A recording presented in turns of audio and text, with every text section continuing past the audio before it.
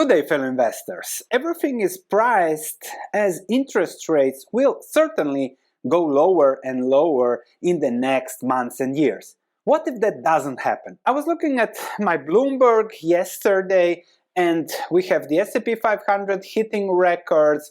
Inflation scare is fading, which means that the Fed and other central banks can lower rates. People are buying homes in anticipation of lower rates and higher prices, but the Fed is foot dragging those decisions. However, the Bank of England isn't hiking and Switzerland surprises with a rate cut ahead of ECB and Fed moves. So when something like that happens, like everyone is expecting someone, there might also happen something differently. Further, just on the comments, here is from the article a little bit deeper. This signals to the world that we have turned the corner, says BlackRock chairman. Central banks are easing, and the question is, where does all this settle in the long term? And everyone is discussing this easing. We are at full employment and everyone is easing.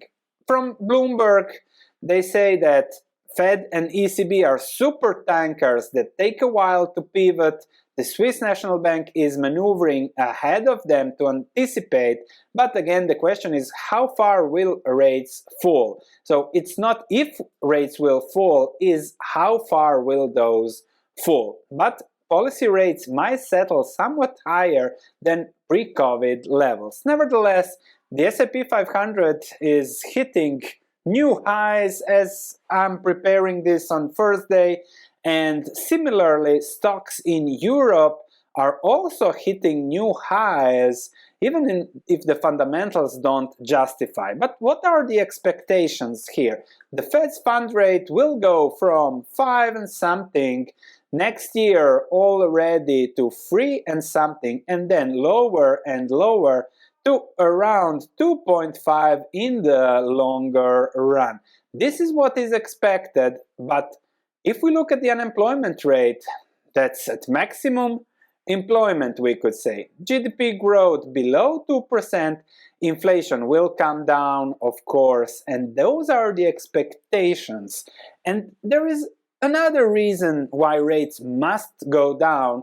If you look at the interest payments by US households, that is equal also to US government, those are going up, and therefore those are already creating pain on spending. As you can see, they are taking more and more debt to pay that, and we have the first signs of that into retail sales, as those miss forecasts, not much, but a little bit of negativity here is already putting things under pressure, which is increasing the expectations of lower rates. However, sales down, but inflation is more than what is estimated, and that's something that is then delaying the Fed in cutting rates.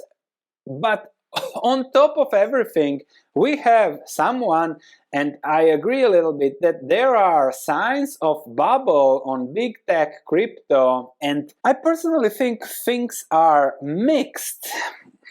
Interest rates, they might go down, might not go down. I'm of the opinion that I have to be invested in a way that I'm doing okay, whether those go up, down, left, or right. Everyone expects something, which means that is already priced in, which means investing in the same instruments at this point in time doesn't make sense. Because investing is about the risk and reward of a certain instrument and how that fits your portfolio. If I am looking at the S&P 500, it's priced for perfection, it's priced for those rates going back for 2.5, and therefore, yes, at these levels and interest rates at 2.5, we could say that the S&P 500 is fairly priced.